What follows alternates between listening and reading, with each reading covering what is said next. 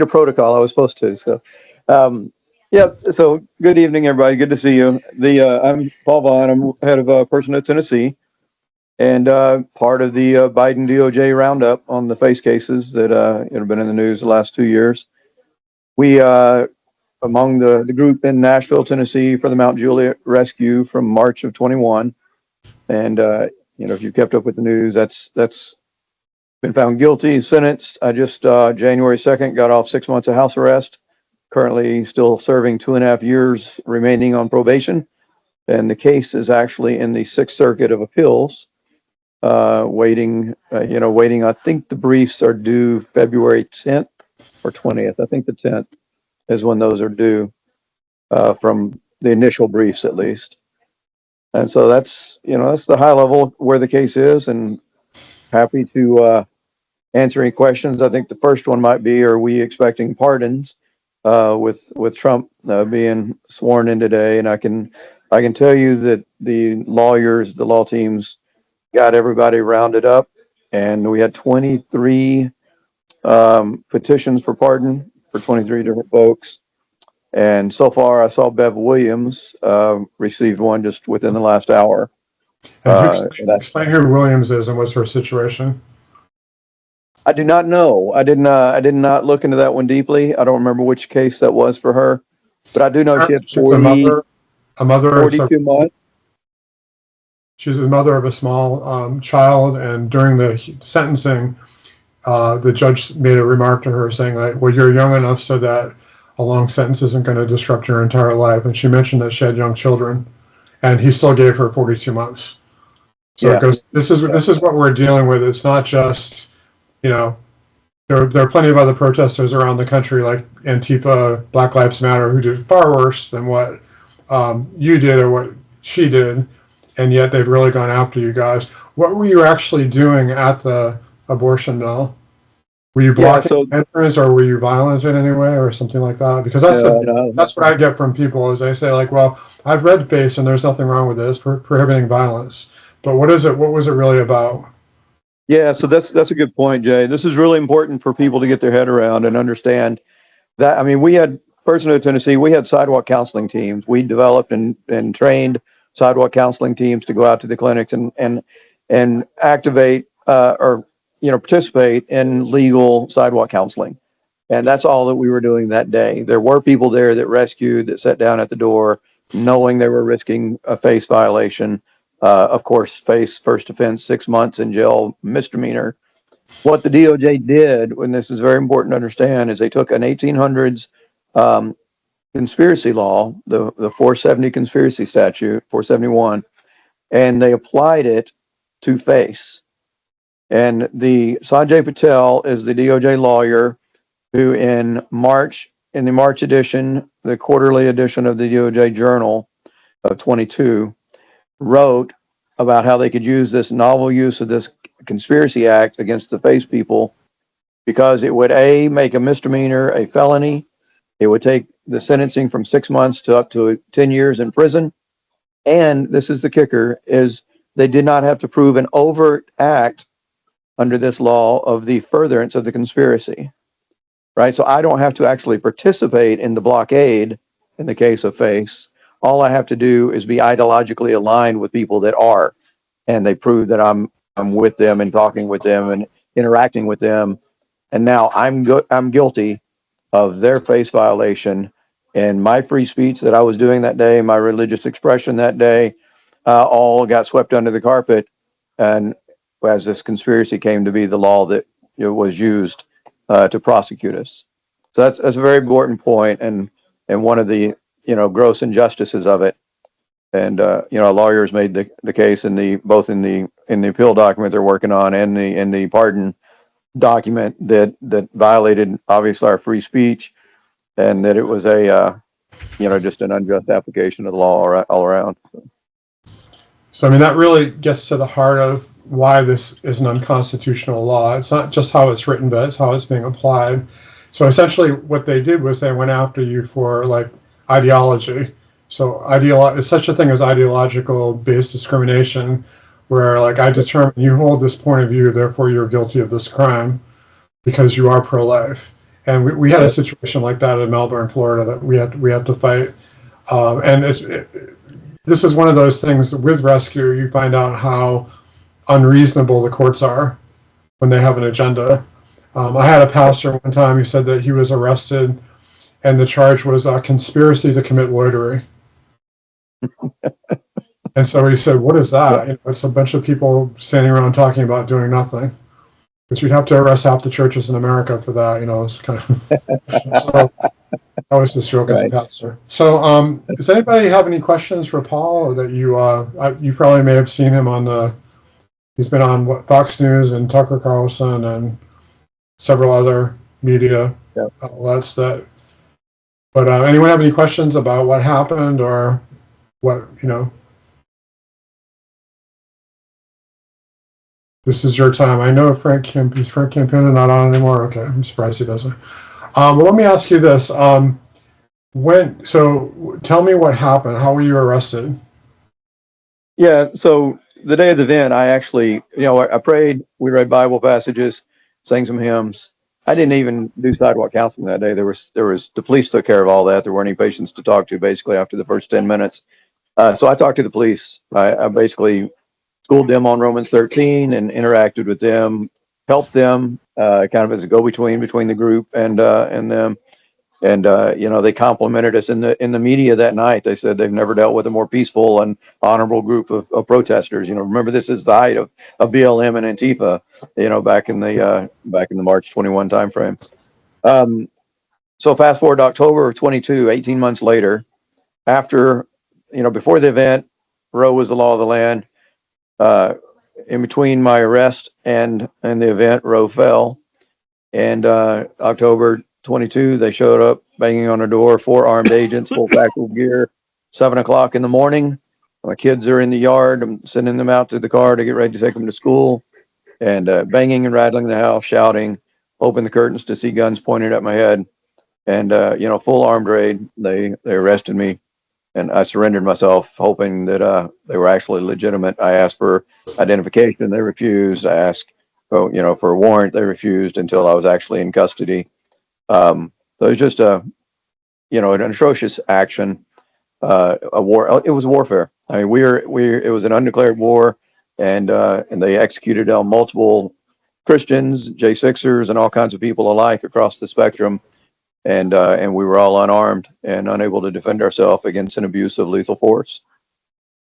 And if you actually go online and look up Paul Vaughn pro-life arrest, you'll see the actual video because your wife was smart enough to have a cell phone going that early. It was what time? 6 a.m. or something like that, or very early in the 7 o'clock. Yeah, 7 o'clock. They sent her back to get me a sweatshirt or something I could wear, and she was smart enough and self-aware enough to grab the phone as she did and came back with it on. And you would not believe the change in the demeanor of the agents when she did. They were jerks on the camera, but you should have seen them before the camera came out. It was they were arrogant, and they in no way handled the adrenaline well. One particular one shouldn't have been on the backside of a gun in any kind of stressful situation. He's a risk to himself and others. Did anyone explain to you why that they needed a SWAT team and guns to arrest you? No, we have not got to that part of the discussion, Jay. It's a frustrating part for me because here's the reality. Mark Schaefer is the agent's name that the agents that had me in custody called once I was in custody and we were in the vehicle on the way back. So he called to report a successful arrest and let him know I came peacefully and no troubles. And they talked about Chet Gallagher, who was the other Tennessee defendant, and the raid at his house. He was out of state, and so they had done the raid as well on him. Mark Schaefer, interestingly enough, within 30 days of this event, he was promoted to the U.S. Congressional Office of Congressional Affairs, and got a nice promotion to DC. He was also the agent inside the clinic 30 minutes after the local arrest of the rescuers that day. So he was on their speed dial, apparently to show up before I ever left the property. I didn't know it at the time, but I found that through the discovery documents in the case. And now since when the election started heating up in August, he retired and took the post at Lipscomb University here in Middle Tennessee, a prominent Christian college. They hired him to be head of the campus security for them. And so I don't know I haven't dealt with that yet, Yeah. but that's part of the next phase of our battle, assuming we can win on the appeal. So it seems like a lot of times we're involved with the day-to-day type of thing. We think like, are we making an impact? Are we, how are we ever going to end abortion? But the other side takes people like you very seriously, I guess. They felt like they needed armed officers to arrest you, and they had to make a federal case out of it. So that, I mean, what that says to me is that they take what we're doing seriously, and there are only certain types of pro-lifers who are treated this way.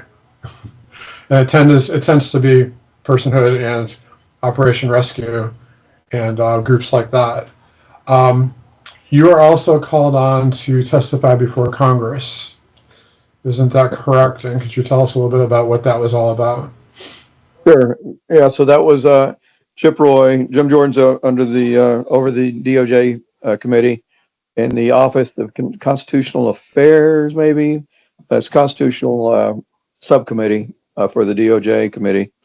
And so Chip Roy had myself, Steve Crampton, my lawyer, and Josh Hawley's wife, Erin Hawley of the ADL, testified as well on the pro-life side. And then we had a pro-abortion, I don't know, professor or somebody, I forget what she did.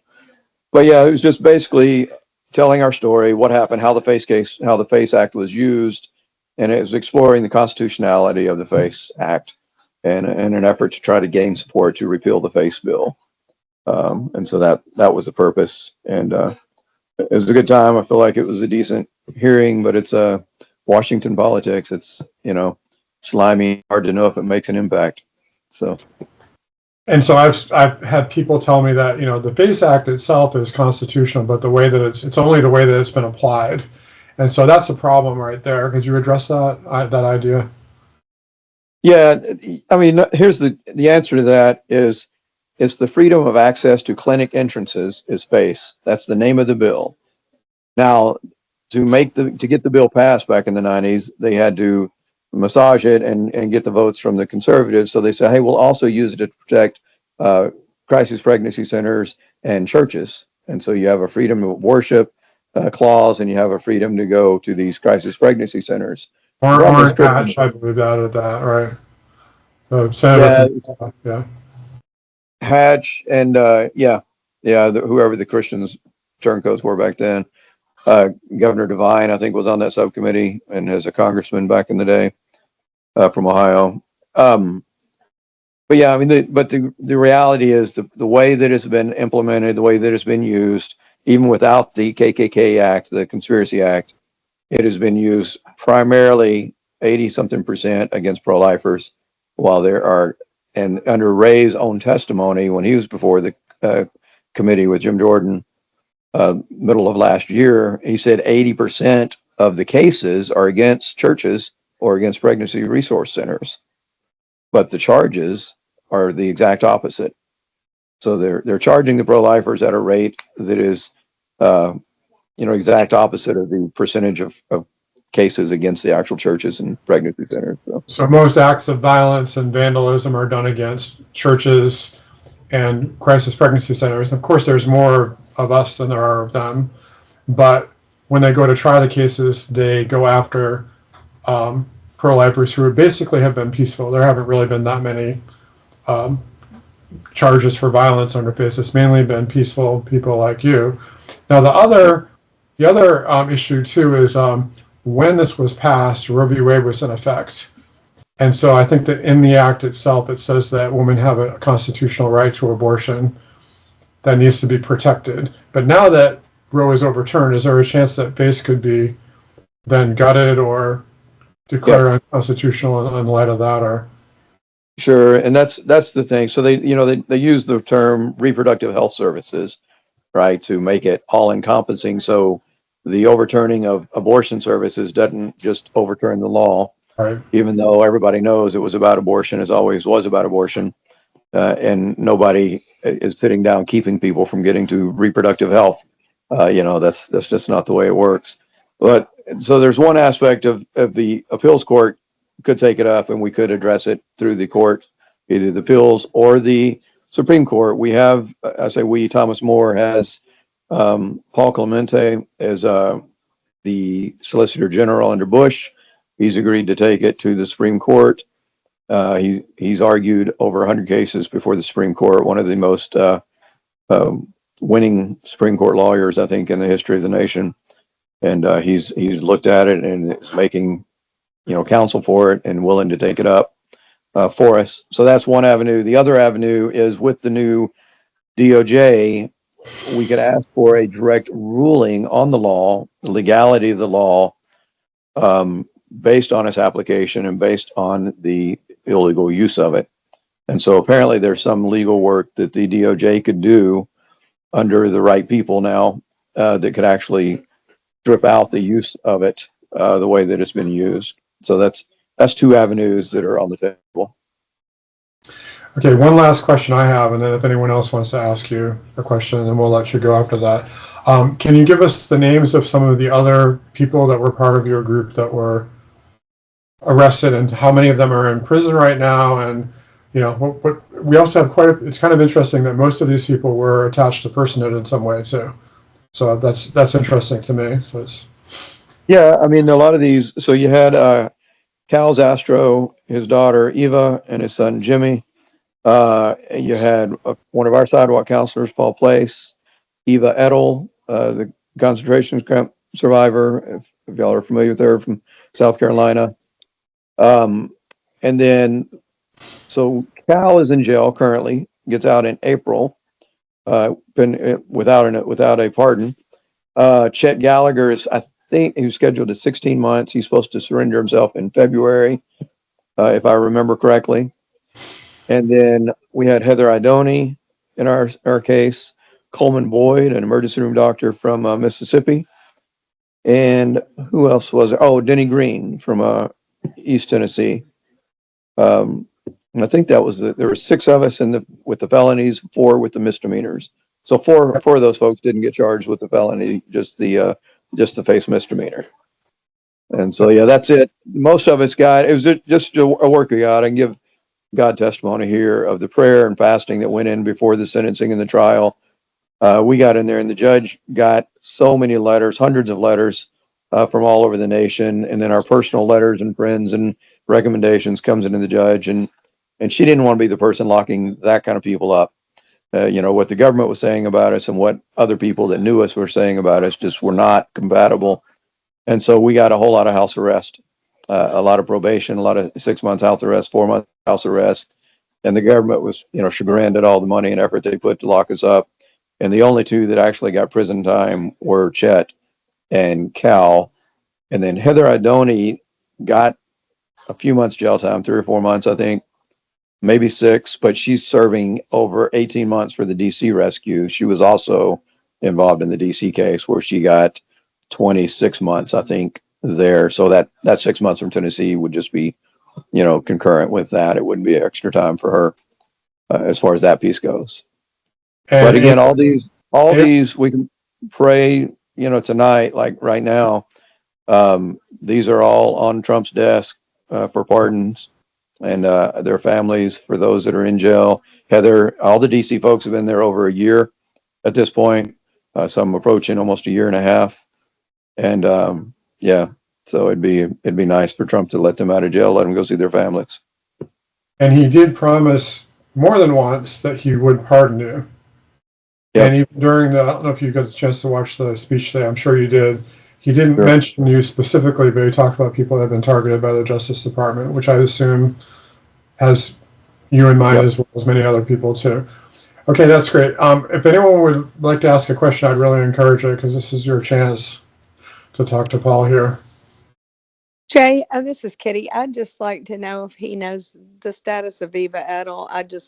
I was familiar and did some pro-life stuff with her, and I know she was elderly, and just wondering. Sure. Yeah, I mean, I've not talked to her in a couple months at this point, but sorry, we there? Yeah. Yeah, okay. Yeah, Eva, last I talked to her, was doing great. We've communicated emails and text and stuff like that. And, she got a few months of house arrest.